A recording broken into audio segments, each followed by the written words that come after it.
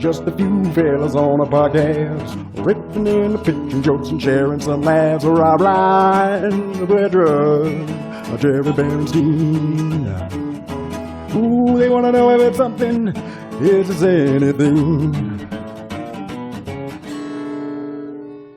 Often featuring Leedy Corbin. Two of the shows were really good. The middle show was at a university where they were doing a 25-year anniversary celebration of the SIGEP chapter that Steve's a part of. Mm-hmm. And so I got to just do like 5 minutes, and it was fun and nerve-wracking to just go up in front of this, like, it was like a darn near black tie event. I was just like in my jeans, and I said, oh, well, all right, I'm here. Mm-hmm. And I had a couple of jokes I came up with on the fly. I said, SIGEP, you are 25 years old. Congratulations. Leonardo DiCaprio just broke up with you. Hey. There was this guy who gave this great speech. We are streaming, by the way. So hey, we're streaming. That speech has the N-word in it. Please take it out. The cats have become more confident in this room and thusly are causing havoc. And, like, there's a bunch of things. They're not, like, chewing through wires and stuff, but they are, like, at night playing with everything. So I'm just like, oh, my microphone is backwards, and, like, there's just all things are, like, a little bit out of place. I'm like, oh, that doesn't go there. That's nothing is where I think it is. And this curtain may come down today, so we'll see. Oh, and they changed all the settings on my Call of Duty. What the? I don't understand. What is this? Inverse controller pad? It's stupid. I'm having a really good time imagining the cats, like, cosplaying as a podcast producer, like, putting all the levels up and, like, playing with the knobs and things and going like this and being like... They'll figure it out, but right now they are just not... It's not working out. Go work, Jarret, because now Leedy has a drawing to get started on. You're damn right. Right off the bat. Welcome to Is This Anything? The live stream. And the episode. That's right. Well, hi, guys. How are you? What's hey, up? I'm good. I have stuff for the ketchup. You could have never guessed this. Ooh, I can't wait. Before that, I want to make one quick joke, which is right. Rob was telling us before we started streaming about how he was doing a gig for Steve's fraternity, which Steve was hired to do, and everybody was black tie event, and Rob was in jeans. And I wanted to say that with that beard, no matter what you're dressed like, you're still in jeans. That's funny. Incredible. One joke I did get to rattle off because it was a black tie event. I said, this is actually my first frat party, and it kind of blows. That's great. Are they all like this? Just sipping martinis in your tuxedos? I was like, I thought we were going to be paddling freshmen, and there's going to be a guy doing a keg stand over there. Where's the beer pong? What the hell? You guys are nerds. Where's the calling them all cup? nerds. The transition to the gangbang is going to be very, very jarring.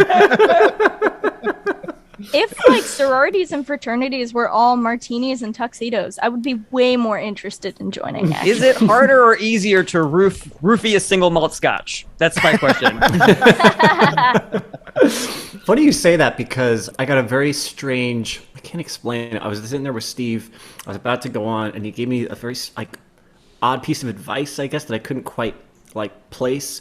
He was just like, before you go on, just so you know, I mean, this isn't like other frats. I mean, we don't even pledge, and so, you know, so anything you, unless you're really confident about what you're about to say, like if you don't know anything about like this frat, just don't say it. And I was like, what the fuck? Why are you saying this to me right now? It was like I couldn't.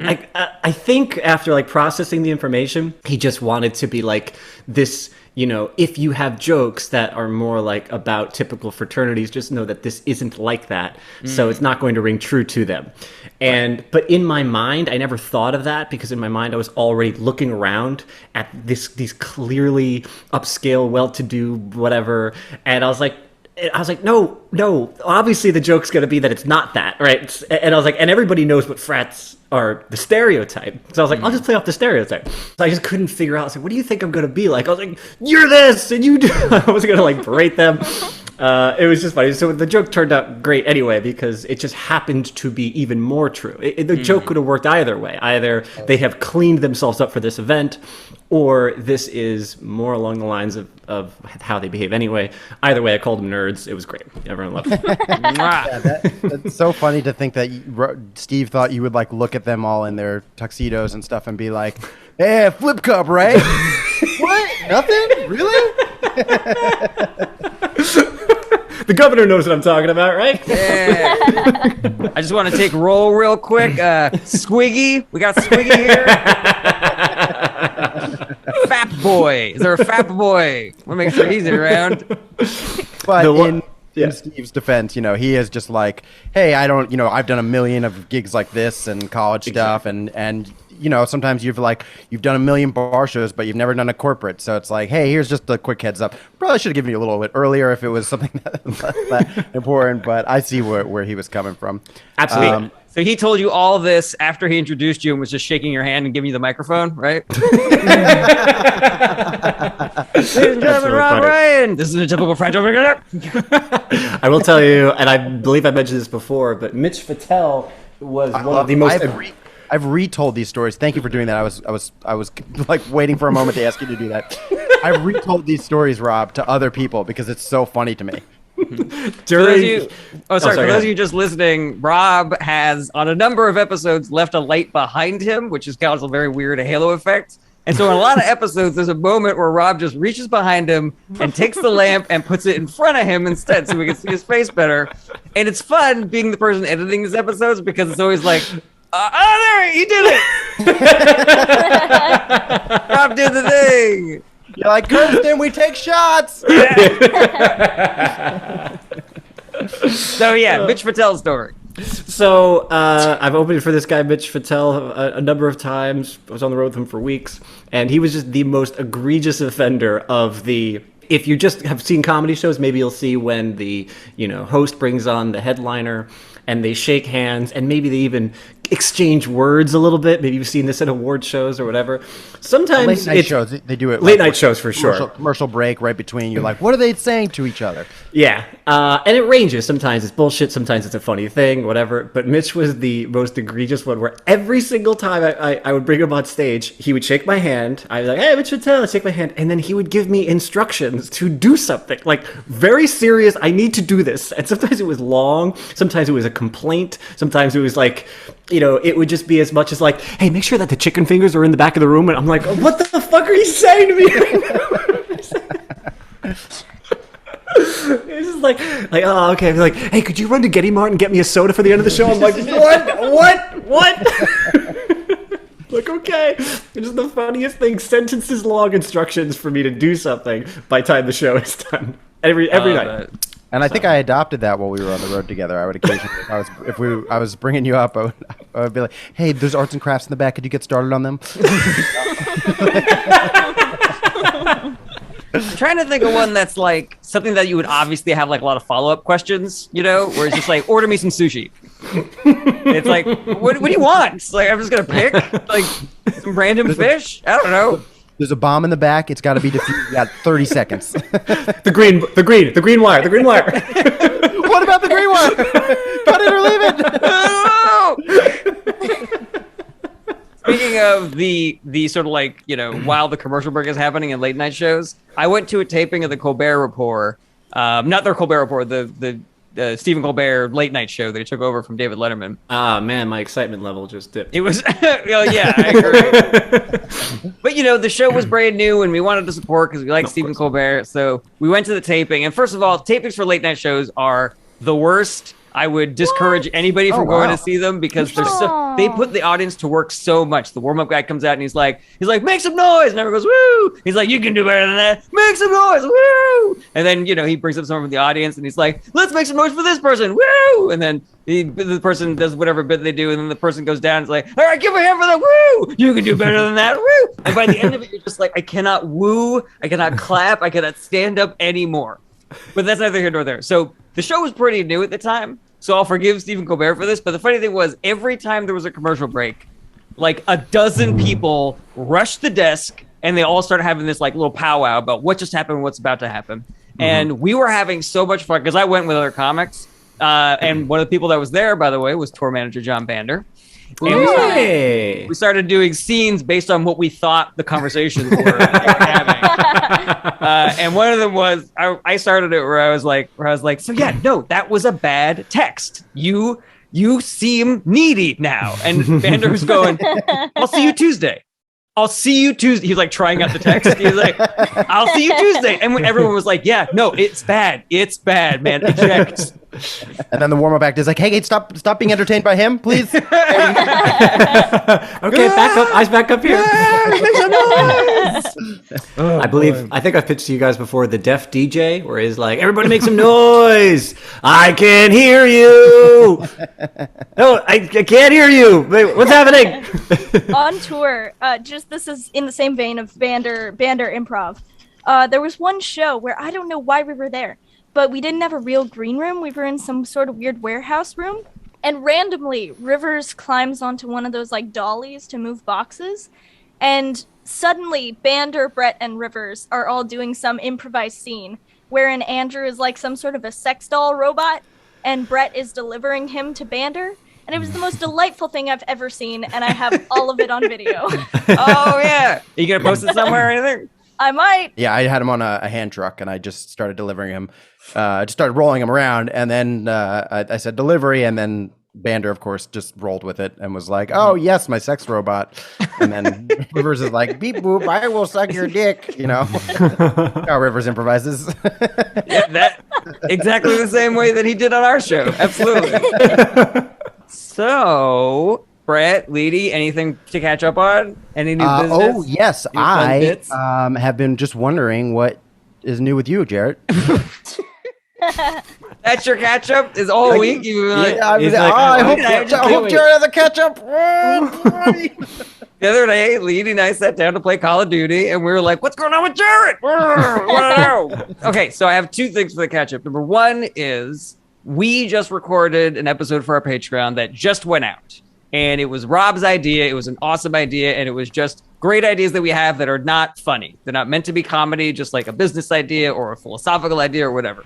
So we sit down to record the episode, and Rob and Brett do this joke where they pretend like they get their really good ideas out right away.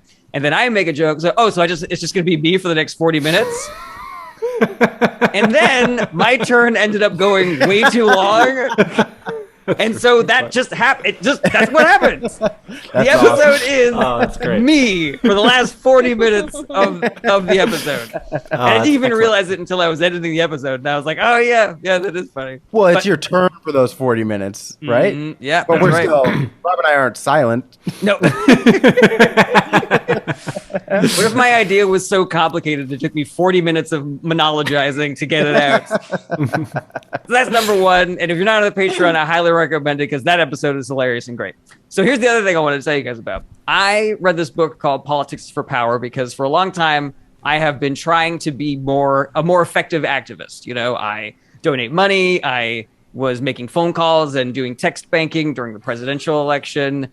And I have just started getting involved in these more local organizations and trying to figure out, like, what can I do to be more effective and to be a better influencer of positive change. And so one of the things that I did was I, joined a group called the New York Progressive Action Network. I am volunteering with Run for Something. And I also started volunteering writing handwritten letters. I'm trying to be like, oh, I think this guy's great because of this, And it's like, because you can send a mailer to somebody and they're just going to throw it in the garbage. But if you get a handwritten letter from someone, it's a little bit more like, oh, this is personal. Oh, I should check this out. It's interesting. Yeah. So I was like, I'll give that a shot. I'm doing a bunch of different things. I want to try and help. But here's the thing I did not factor in when I agreed to do this thing is that I have very bad handwriting. And that's obviously not that big of a deal. But what I've discovered is that since I was a kid, I had really bad handwriting. And then all of a sudden, computers and printers became a thing. And I just didn't have to write things anymore. And so my bad handwriting was only my problem. And I discovered that everything that I do that has to do with this, whether it's writing or painting or drawing or anything,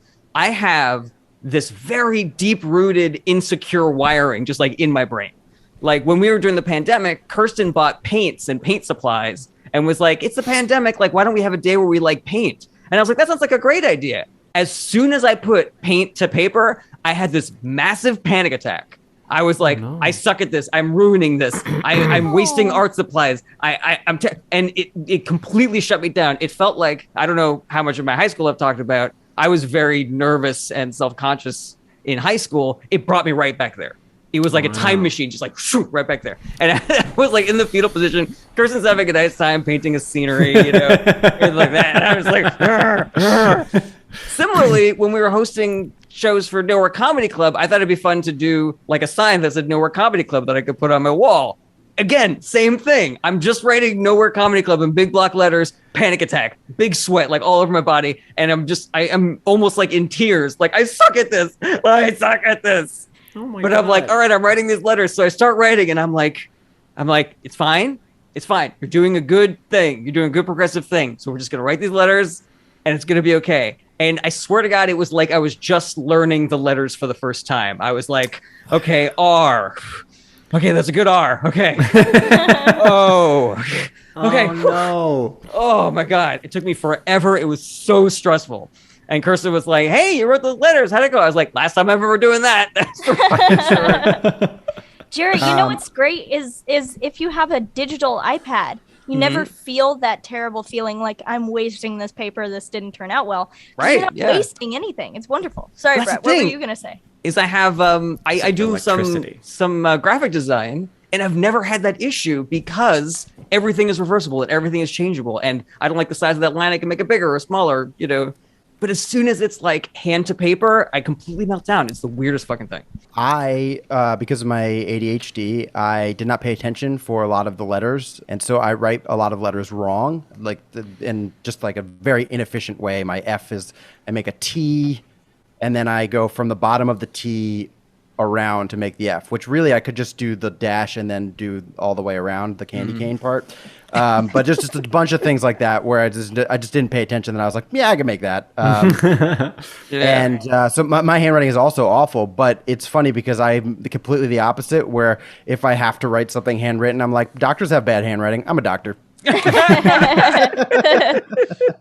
Right, when you started that story, you said I have ADHD, so I didn't pay attention to anything you just said, Jarret. I thought the exact same thing. I was like, I did not pay attention to part of it because the Twitch stream went down for a moment. And I had to fix no! the stream stayed up, but we lost video, so I had to fix that. And then also my cats are going nuts. All right. So tinkling bells and seeing the curtain move a lot. That's what's going on.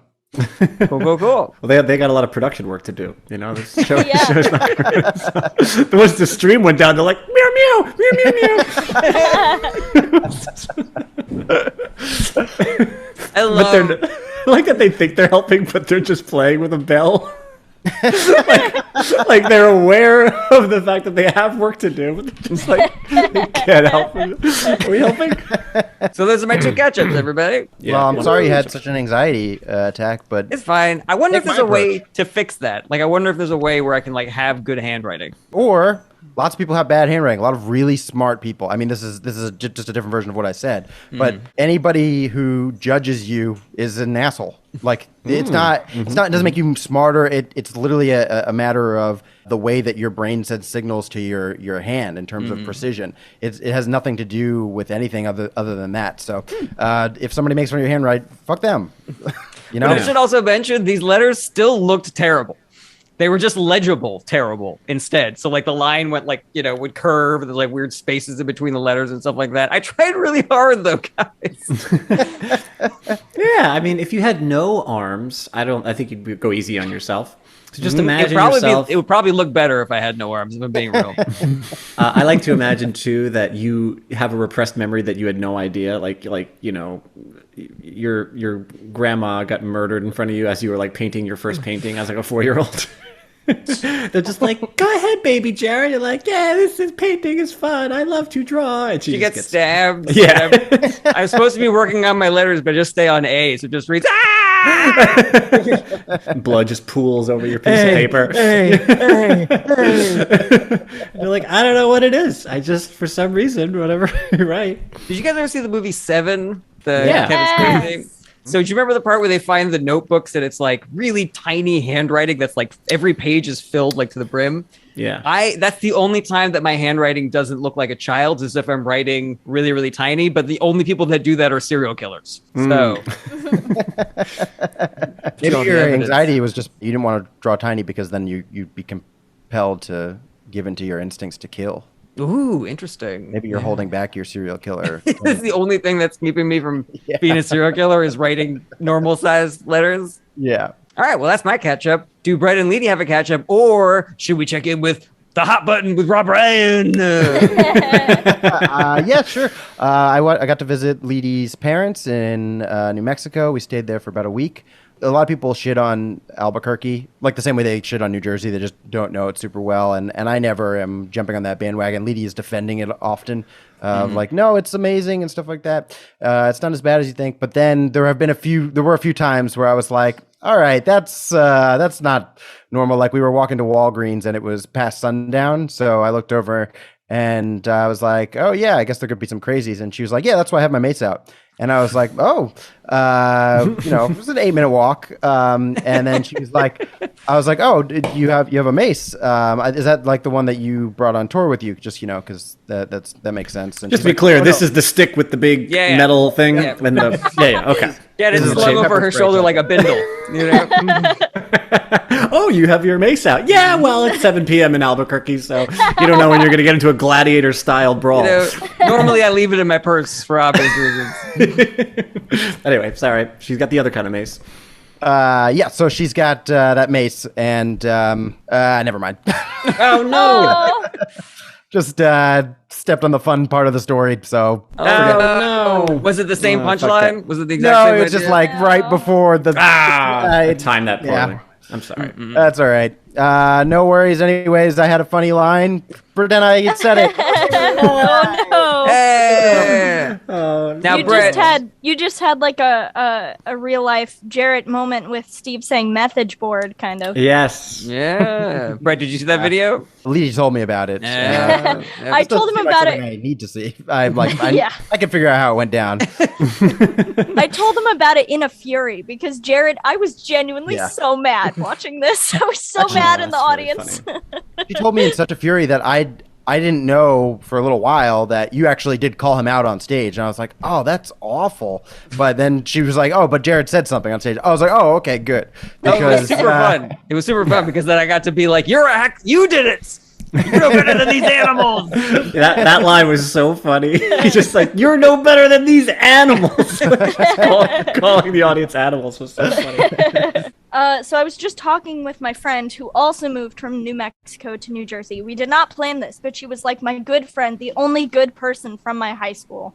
She moved like 10 minutes away from me here in Hoboken, which is the best thing ever. And we were just talking about New Mexico versus New Jersey, and I pointed out something that I think is true. I think that New Jersey is the iOS update of New Mexico. Oh, I like this. Worked out a I'm couple of the onto kinks. That's clever. Yes. I like that. I think it's accurate. That's great. That's a great line, lady, since this is a comedy podcast and we talk comedy and talk jokes. My thought on that is like, that's a great wording for anything that you want to say that for. And then like, if you were to like, let's say try a joke like that out on stage, it would, if people don't connect with the New Mexico, New Jersey thing, which admittedly probably not a lot of people would necessarily. Yeah. So like it either could really work in a New Jersey crowd or it could work really well in a New Mexico crowd. Or you would save that little analogy for other things, that you think that would be good for. It's like, oh, I went to this supermarket, then I went to that supermarket or whatever. And It's sometimes... like, Rob, you had used the line of too young for Leonardo DiCaprio or too old for Leonardo DiCaprio on an earlier episode. I forget what the topical thing was, but yeah. I think there was Jarret had a joke about it for sure. Maybe it was during that, but yeah, exactly. Like when you have like a good thing to compare something to or a good avenue, you're like, oh, this is a nice little tool I could squeeze in other places. So I'm glad you have something like that you could back pocket, which is nice. Thank you. Did you guys, do you remember that the first ever episode of ITA I was on, I tried to bring a joke? Yeah. I don't remember that. Oh, okay. Yeah, well, we were like, unless you have a joke, and you were like, well, kind of. We were like, do it. you guys were very supportive, but it is also the reason I stopped trying to write jokes. Oh no! Oh man, that's the exact is like- opposite idea of this show. Yeah, this is like those guidance counselors that are like, "You'll never be anything," and then they become like massively successful. You know, we should have been like, That's "That the joke's opposite. terrible." We were like, that's really funny. It could use some work here. And Leedy was like, I'll never be anything. I just Me writing jokes is Jarret trying to write. Exactly. Jarret, you said something that happened to me with the next girlfriend as well, where she would do a cute thing that I actually enjoyed, and we would be in movies sometimes, and if the main character like got their way, hit the bad guy, won the thing in the theater, she would go yes. And I always thought it was cute, and I noticed it time and time and time again. And then finally, I said, "You do this cute thing where you blah blah blah." Explained it to her. Just literally cut out of her Never did it personality. again. Never did it Yeah. again. I was like, "Oh no, That's a bummer. That's a bummer. It's a nice thing. Why?" Yeah, that's related to Kirsten. Says certain words in an interesting pronunciation. Speaking of people shutting things out of the theater, the first play that I ever did when I moved to New York was Encanto. it was a play that was like a murder mystery kind of a thing. And we did a charity show for an old person's home. They were all bussed in together, and they were like 1 billion years old. And they sat down and watched us do the show, and they were the most delightful like contributors. Like at one point, I come out and I hit the murderer over their head, and a woman in the audience just goes, "Good." Before we move on to other things, I feel so bad that I stepped on Brett's story, and like there's no, don't feel bad.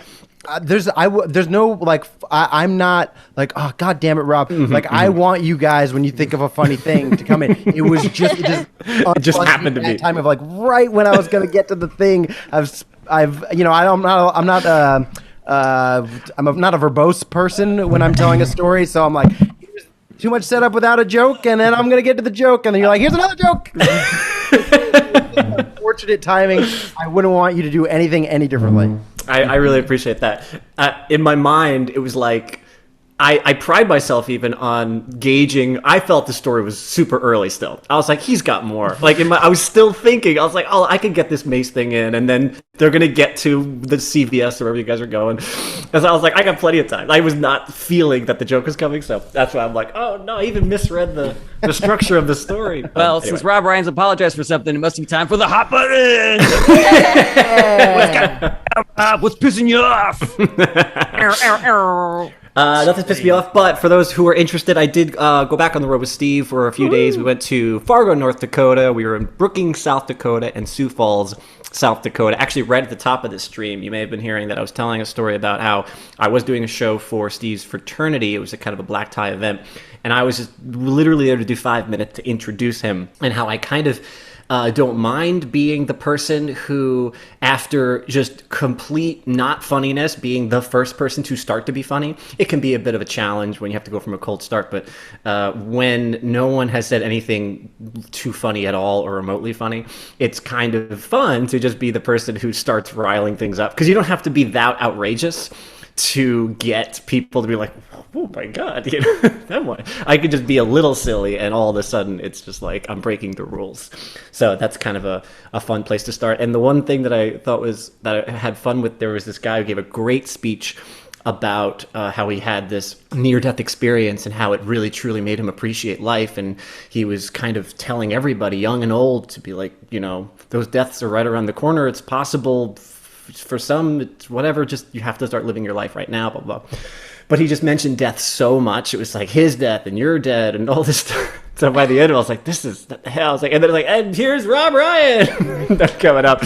And so maybe the best joke of the night was me just being like, hey, just want to give it up to Billy for just a really wonderful, poignant speech. That was great. I was like, and just the shittiest way to start a comedy show I could imagine. And then I was just completely tearing apart this beautiful speech, and I was like, the whole thing is like, I'm almost dead, you're almost dead, this guy is dead, we're all dead, death is consuming us all, it's gonna take all of you and your loved ones.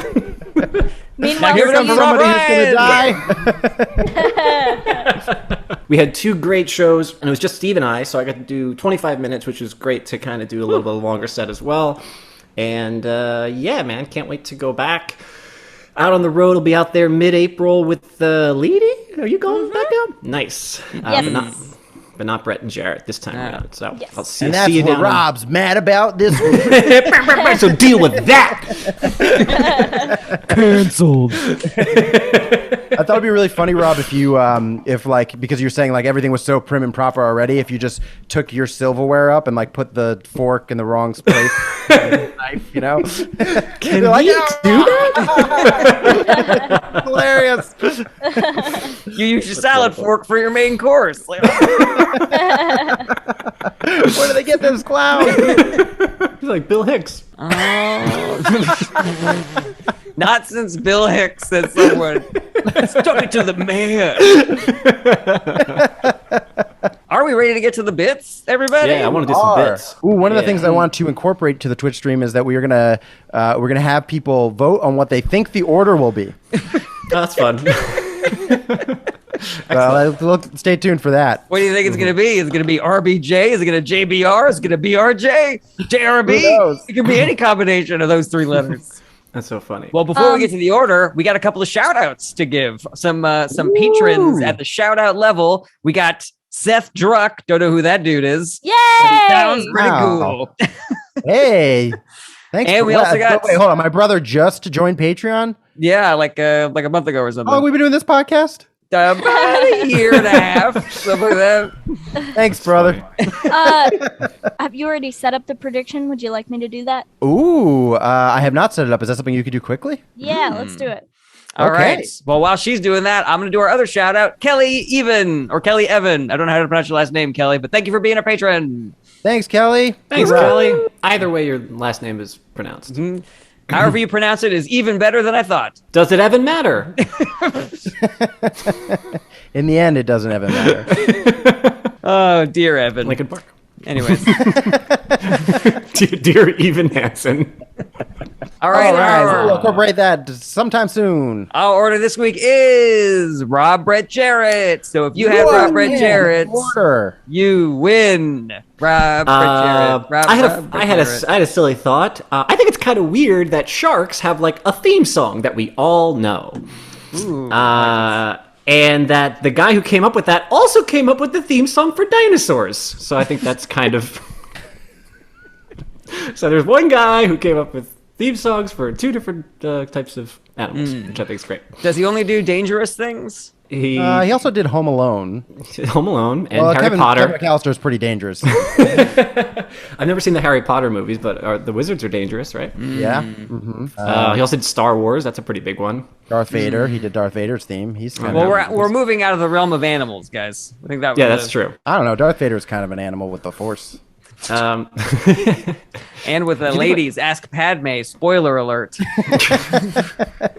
If you think of any creature that's off-world as an alien, then he also does lots of aliens. He does E.T. and he does anyone in the Star Wars universe is an alien to us. Yeah, that's true. I think we're going down the wrong track here because I think that other too. animals should be jealous, maybe, or mad. Like birds and raccoons are like, "What the hell, man? Yeah, it's true. Where's my theme?" You Did got to someone get do Hans Zimmer or something for. Yeah, it would just be. I just like the idea of using other composers to say like, they covered that. And Hans Zimmer did Gladiator, Black Hawk Down. I don't know. Pirates of the Caribbean. I'm pretty sure too. I believe That was Hans Zimmer. I believe so. Yeah, That shit slaps. it does. It does. That's actually my favorite part of those movies. Is the, Oh yeah, what a great. and I hate the rest of the movies. I hate everything about them. I would thought you were gonna maybe do a misdirect, Rob, where you were gonna be like, and they have a theme song, and then you do the Shark Tank theme. Sharks have two themes. There's the Jaws theme. And there's also Baby Shark. Baby Shark. Very different in tone. Yeah, that very thought almost ruined my concept for the joke. Where I was like, I think Baby Shark's so popular now that I don't think people would think of the Jaws theme. Did I tell you guys that I had a recent discovery where there was me and my roommates were trying to look up Jaws 2, and there was a commercial for it, and the whole like, this time it's personal, like that tagline as a ridiculous, makes no sense tagline for a sequel. That was really used in Jaws 2. That was, every time you hear that, it's parodying that commercial. in that preview because super legitimately, Jaws 2 is about a shark, and it says as the tagline to get people to see this movie. This time it's personal for the shark. Ooh, So Jaws' mom, I think, right? yeah. Oh, no, actually, I think that was part of it, wasn't it? Yeah. Yeah, it was like a shark got killed. I don't know. It wasn't the same shark. Well, yeah, exactly. A shark got killed in the beginning of the movie, and that was the thing. Jaws, a shark. What are you talking about? I don't know. No. I actually don't know if that's true. But you're probably right. You're probably right that it was Jaws. I would love now that this is very popular, is to take a trodden territory and then do the inverse or spread out the universe. I would love the Wicked version of Jaws 2. The Wicked. Where we see from the shark's perspective. Oh, yeah. And it's a musical. Yeah. This is a short, quick tangent. I remember that. I remember the this time it's personal thing. But as a kid, I thought when something was personal, it meant that it was like romantic or sex. And so I had this idea of like, I was like, oh, I guess there's like a naked lady in this. Like with the shark or something, Oh, that's great. A lot of blood. Must be a lot of virgins. I think I pitched to you the joke idea where because adult shops always had porn stuff in it and I wasn't allowed to go to them, I just associate anything with the word adult. So it's like, and it's just a funny thing. Adult fiction. Yeah. You're like, is this? It's like, this is for adults. I'm like, or the opposite, where it's like you go to the adult shop and they're just watching the news, and it's like, oh, this is boring. Paying taxes Talking about in there. Stocks. Leedy, your Generation Z. When you think of the theme song for a shark, what comes to mind for you? Good point. Well, because my parents are musicians and they raised me right, I think of Jaws. But I would think most people younger than me would think of Baby Shark. Ooh, I would love to hear John Williams do Baby Shark. Did anyone know this is hot bucket hour with Leedy or whatever? What is nice. it called? Hot bucket. I like hot bucket. If that's what it is. This bucket's so hot you can't touch it. You can't even pick it up. It's so hot. Bucket's on fire. Who's in the bucket today with Leedy? Hot bucket. Clang, clang, clang, clang, clang, clang, clang, clang. Like the Octonaut. So wrong, isn't it? You don't want to get into the hot bucket. Leedy Corbin, she will tear you apart. Two people in, one person out. Sometimes I carry sand in it. Oh no. All right, so what's your hot bucket issue? Oh, it's that Baby Shark is wrong.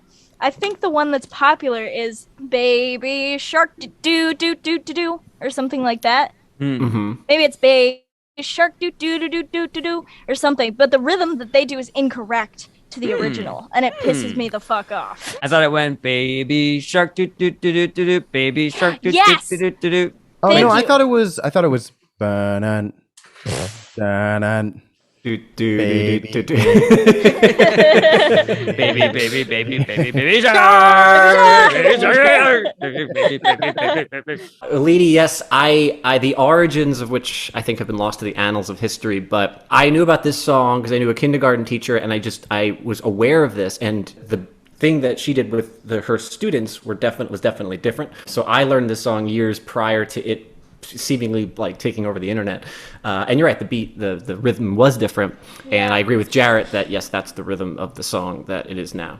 Mm-hmm. It was neither the original one. I'll try to remember, but it was neither that or that. It was just something that a teacher could do with their kids that the kids could figure out. I don't even think the kindergartners could do do do do do do do. Like that's a syncopation that I think is a little beyond 4 and 5 year olds. Yeah. So what Leedy is pissed off about is that children couldn't do complicated syncopation. Stupid ass children. It's about the sharks they're not playing. Ruined that song, you know. Yeah, they got that good handwriting too. I wish I could do A's like that. This was super fun. That's all I wanted to bring to you guys today. Whoa, I feel like we don't work on it too much. I said raccoons should be jealous. That was my contribution. All right, yeah, all right. and I could incorporate that on stage. Now I can sleep at night knowing that I helped. I pitched in a little bit. Clint Mansell and the Cronus Quartet. All right, I've contributed it as well, and we can move on. Excellent. I'm happy to move on to Okay, we are on a other- time crunch today, so we'll keep We it nice are and gonna go on to Brett Rook. Okay, here we go. Sex work is illegal, but porn is legal. The government is like, no sex unless I can watch. Gross. I love it. ooh, you know what might be, if you want to just like blow up that thing, just be like, yeah, I mean, you can't have, one person can't pay another person for sex unless daddy gets a little taste. It would be funny to see the government break up a sex ring operation, and they're like, "Are you shutting us down?" They're like, "No, we just want to watch." All right, boys, set up cameras there. Pay those actors. We're gonna clean up this operation. Bunch of cops come in just with popcorn, like, well, we're trying to have sex for money without letting us watch. How about that? Maybe you're a regular sex worker. You hear a knock on the door, FBI, and then you pull out the director's chair, you put it up there, you put the John in there, put up the cameras, you bring up a lighting. Just a moment, we're in the middle of shooting. That's Right. great. Every what a sex great worker just workaround. holds onto their phone so that if the cops come, they can be like, Yep, it's just a film it's shoot. just porn. We're just making porn, I promise. Oh my god, you may have come up with the best goddamn workaround I've ever seen. Yeah, that might be one of perfect. those things that's not even a joke. It's just a good idea. That's a great idea. Prostitutes shouldn't approach cars and say like, "Hey, you looking for a good time?" They should approach cars and say like, "Hey, you want to make some money shooting a film? Hey, you want to be a star? You want to be a star?" Yeah. Hey. I was thinking of a different way. Like, you always have like a broken camera in the room. The cops burst in and they're like, "All right, you're arrested for prostitution, for sex work." And then they're like, "No, we were just making a porn." It's like, that camera's not even on. It's broken. And they're like, "The camera's broken? Oh, no." Oh, guess we just had sex for nothing. Well, according to the guild, I still have to pay you for your time here, regardless of the footage. So I guess Make sure the camera's working next time. You hear me?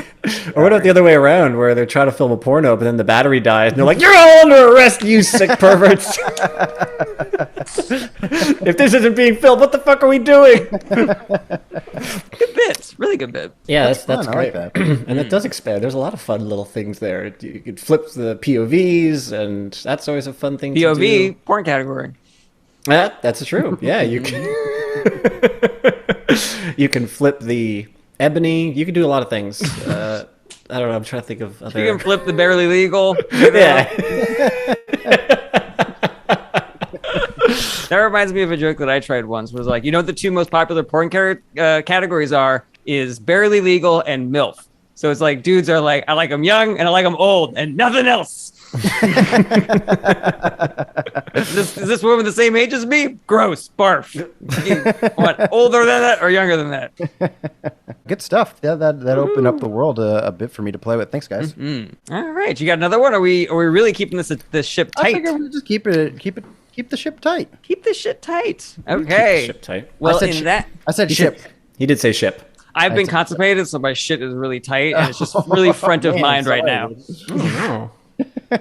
Okay, so that means it's time for Jarret Barrett's team. But before we get to him, just want to remind everybody to check out our Patreon. Excellent content on there, exclusive content that you can't see anywhere else.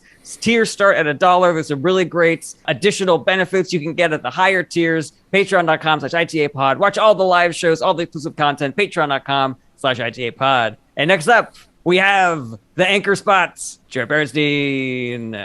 Okay, I think this might be offensive. So tell me if you guys. I think the joke is that it's like leaning in offensive, but I don't know. You guys let me know. I believe in equality. Like the other day, there was this really smelly homeless guy on the subway, and I moved to a different car, even though he was white. Is it offensive? Is it offensive? I don't know. I don't think so. I mean, I always feel bad when comics are making fun of the homeless because I feel like it's definitely an underrepresented in terms of advocacy group of people. But we hear what you're doing is a misdirect. It's like, even though he's white, you're discounting that he's homeless. So if there's a way you could switch that, I feel like it would get me a little bit more. But I don't think that this is offensive as far as I'm concerned. But I have a home, so what do I know? I am confused by the joke. Maybe I'm missing the thing here. What's going on exactly? The guy smells, right? I think that what I'm trying to communicate, what the misdirect I think is that we're all so racist that the only reason why you would move cars is because a minority walked into it. And so if a really smelly white homeless person was in the car, you would stay there because he's white. Got it. Okay. I think that was what I thought was going on, but maybe I just like have had that experience so much where I do walk into a smelly car. Like the one time I will say I am colorblind is when it comes to smell. I think that's okay to say.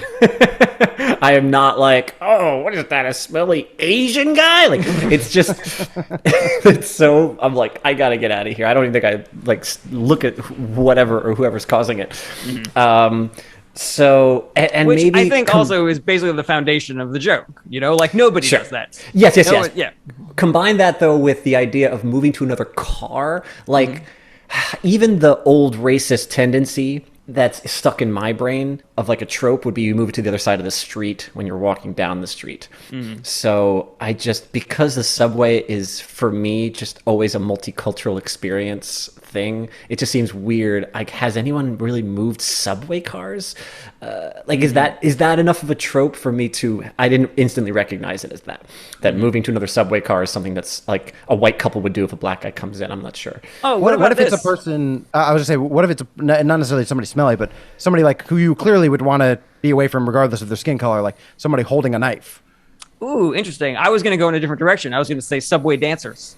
Oh, okay. Oh, I don't know if that's dancers. universal enough. Like maybe that's just a New York thing.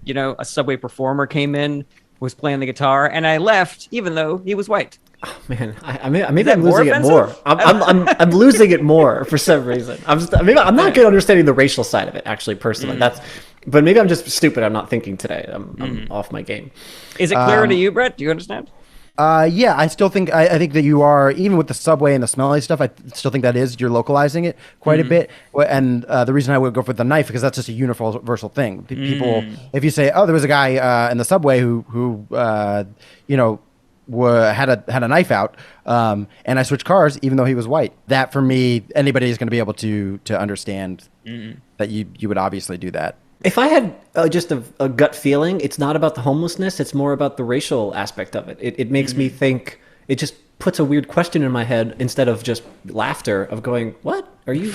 I'm confused. Are you leaving because people are black? Is that something you do? And it's not. So I don't even think I'd want to spend a millisecond questioning why Jarret has that in his head, I guess would be my well, thought. that's the thing is like to me it's like ironic racism, which I am right. When it's blatant I decry, and I'm like, we shouldn't be doing that because even ironic racism has a corrosive effect on our society. And so that was my concern, was I was like, is this that kind of joke where it's like I'm making fun of all of us for being scared of minorities, and that's not the kind of joke I want to make, but I wanted to see if this was this kind of like limboed under that line. This might be going a little too far down the rabbit hole, maybe. Sound up in the comments if you think it does. But I actually feel like... We don't have time to read. I actually feel like that this version of this joke doesn't, for me, come off as blatant enough of racism for my satirical brain to pick up on it. So it actually sounded to me weirdly subtle enough where I was like, I would not say that. Sounds because like actual racism. It sounds too real. Even though he was white, I'm like, wait a minute. I mean, even though he's black, I'm like, what are you saying? I'm confused. Like, black people carry knives, or they smell all the time, or that most homeless people are black people. I see what you're saying. Or I don't get what are you driving at? So it's just too many questions popped up in my head. I'm like, what are you saying exactly? That's why I was not thinking about laughing. To me, it was just like, obviously you left because he was smelly, and anybody would leave if anybody's smelly. That's a given. And then you are just like, I didn't support the white guy. And to me, that was the joke, and that was enough for me. So I liked it. Okay, interesting. All right. Well, we've had a very interesting discussion around this joke, guys. Because we are far away from 1:30. I have this other thing that I wanted to pitch to you guys. And it's just a concept. I don't even have the joke for it yet, but it's something that I've noticed is that I have dated a few women who have this weird thing where they like to show off the things that they have learned about me to other people. And I don't know if that's a thing that everybody in a relationship does or anything. I just happen to notice it with like 2 or 3 women. like whenever I would drink a beer at a restaurant and it comes in like a glass bottle and the waiter comes over with a glass, I always say, oh, you can take the glass away. You don't have to wash it now. And I just like drinking it out of the bottle. And I've had at least 2 women when we're having like dinner with a bunch of people and the waiter comes over with my beer and I say, oh, I don't need a glass. The woman goes to her friend, it's like, Jarret doesn't like glasses with his beer. And I think that's so interesting, but I don't know if it's universal or what. And so I've had it's something that I kicked around for a while. Like, what is the joke there? You know, like, is it that every woman feels like they're on a game show when they're dating me and they have to sort of like prove their knowledge of me to everybody? I don't know, you know? Well, I think us guys should try to figure it out. For starters, that's the best way for us to get to the bottom of this. But my first instinct is 100% relatable. Certainly true. Whether it goes one way or both ways, I don't even think it matters because I think it's true enough from your perspective that it's good. I love what you said because I was actually going to ask you whether it was purely positive for your ears only, or if it was a show off to other people, if it was a show off to other people in a positive light, or if it was a show off to a negative light. Because I've seen it run the gamut of all experiences where I think it's a very cute thing when someone knows you well enough to like, oh, can we get 2 beers and 1 glass bottle? Like, that's just a sweet way to be like, you know, I know your quirks and I'm down for it. I think what you mentioned is one of the worst. I personally hate. I'm like, what the fuck? Shut up. You know? Oh, he doesn't like that. I'm like, well, what? Yeah, what? telling the group. Yeah. I don't know why. You know? But again, it's not a burn. It's not a dig. No, that's true. It's almost like saying, you know, my dumb fact about HBO pilots, they're needing to be like the first 10 pages. That's it's funny. Like they can't wait to say that, you know? Yeah. It's pretty low for me. Obviously, the bottom tier is when they do that, and it's also derogatory. And you're just like, what? Like, why are you even with me? Yeah. if you think that my quirks are bad and dumb. I have not experienced this on a personal level. I think probably that's because if in a situation like that, I were like, oh, no, yeah, just potatoes for me and no bread, I wouldn't give my significant other a chance. I would be like, I'm gluten free. I would just tell everybody. But I think that it's the first time you told me this, I still think it's just adorable. I think it's just like to Kirsten or your ex, like you're just like this little celebrity that they like know all these facts about, and they're like the president of your fan club, and they're just like think you're so great. But the way that you told it to me originally was almost, I think it was like at like a Walgreens or something.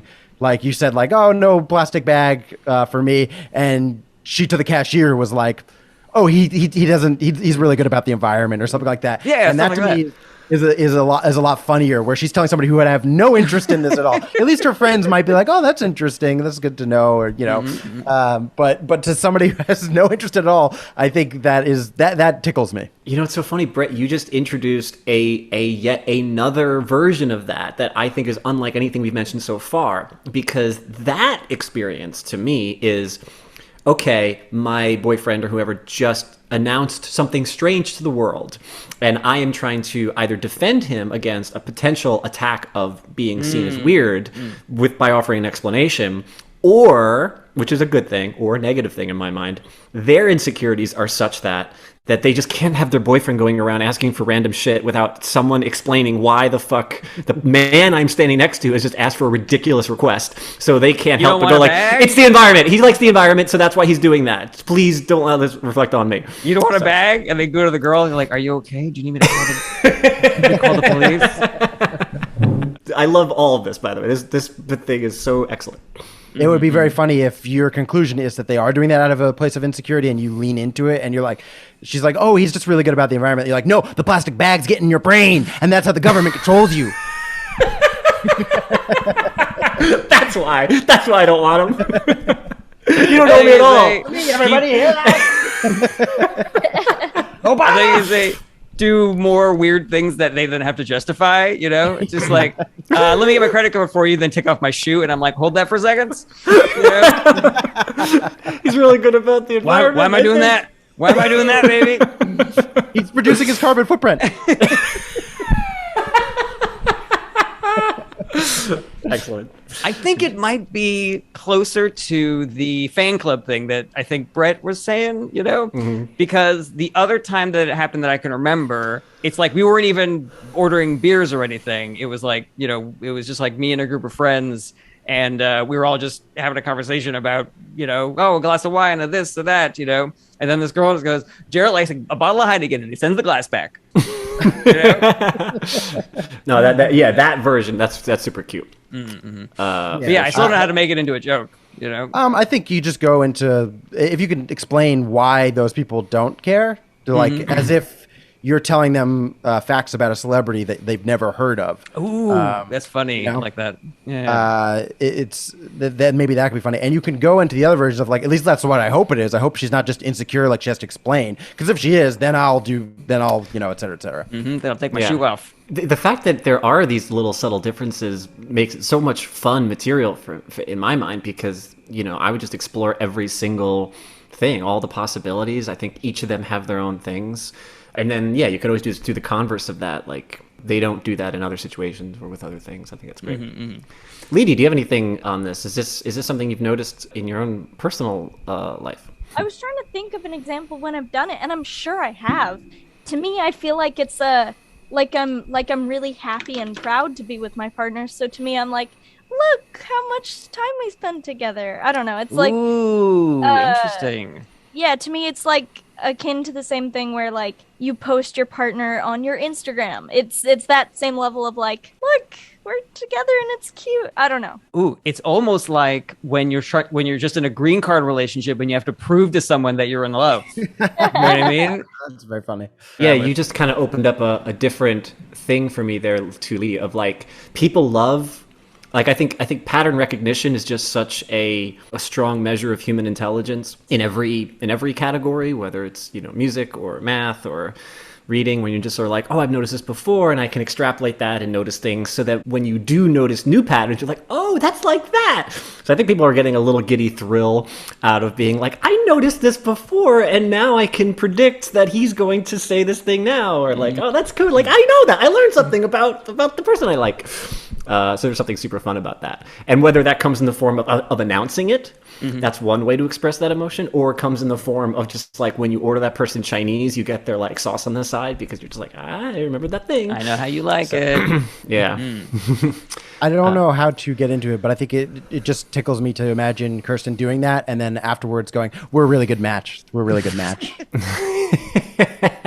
Yes, I love the idea of where that goes wrong. Like it's a simple, nice gesture, but all the reasons why it's bad or it goes wrong or it's too much or they do it for small reasons, things that they shouldn't be predicting.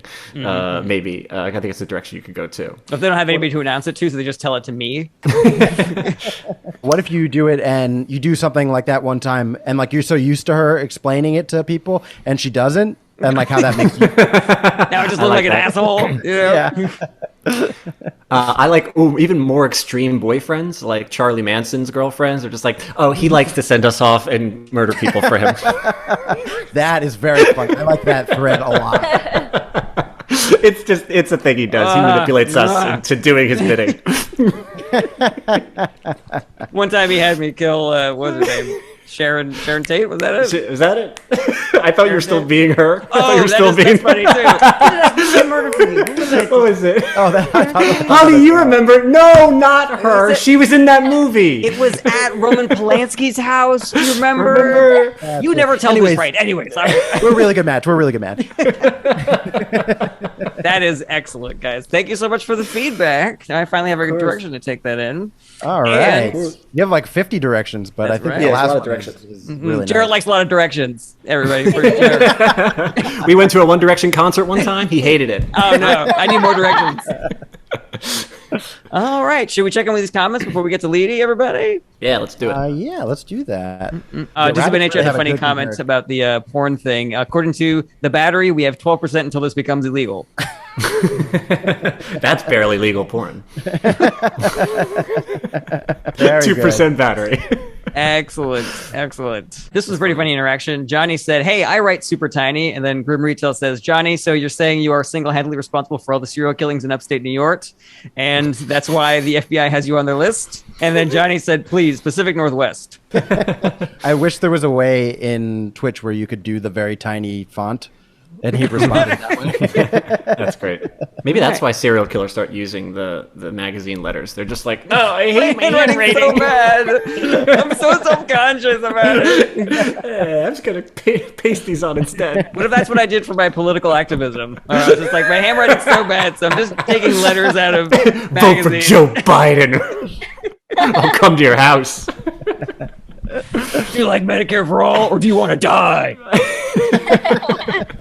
All right. Well, we are all caught up, so that means it's time for our friend Leedy. Oh, wait. To show us what she did. What's up, Brett? Rob, I think for that first joke, actually, if you should hum the themes. Oh, that makes sense.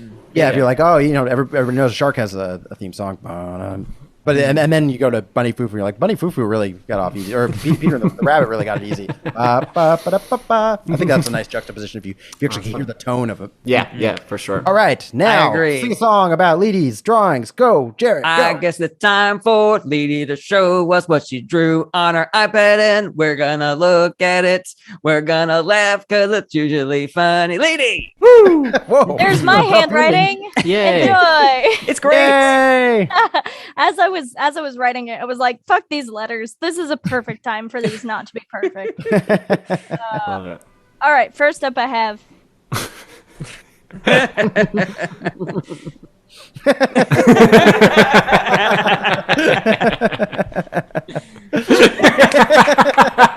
That is so cute. It's driving me crazy.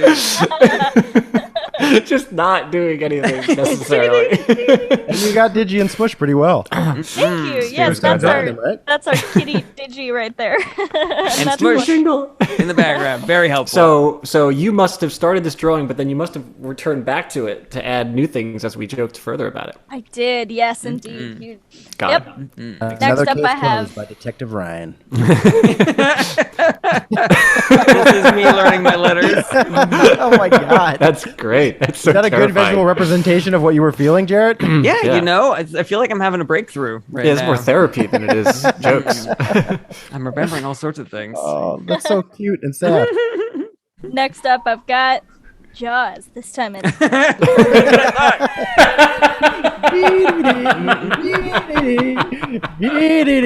Hello there.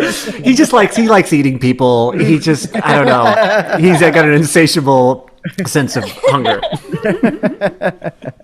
then I've got the plastic bag. Perfect. And then is this last but not least? I think this is last but not least. Oh, it's all right. He's white. Yeah, that is it from me. Yeah, Leedy, Excellent, Corbin. excellent. Where can they find you? You can find me on all the socials under my Yeah, name, Peter and the Leedy Wolf. Corbin. And also you can find me right after this stream on Twitch playing The Last of Us, where you can play some sound alerts to scare me. Because I talk to myself in this game, even when I'm not streaming it, and it scares the shit out of me. So come along. Last of The Us Last is of a great Us. game. I love The Last of Us.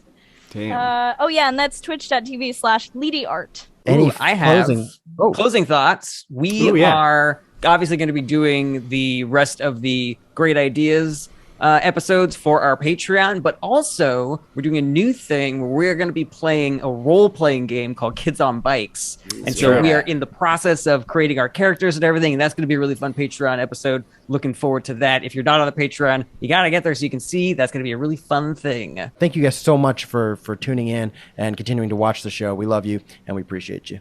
Outro goes here. Thanks so much for watching. Check back every Monday for new episodes, or you can listen wherever you enjoy podcasts. If you want to help support the show, tell your friends how much you like Is This Anything? Or get involved, like an episode, share, comment, subscribe. If you want more Is This Anything, you gotta join our Patreon at patreon.com/ITAPod. We have a ton of awesome exclusive content on there, and you can join for as little as $1 a month. Check out the links in the description, and hopefully we'll see you next week.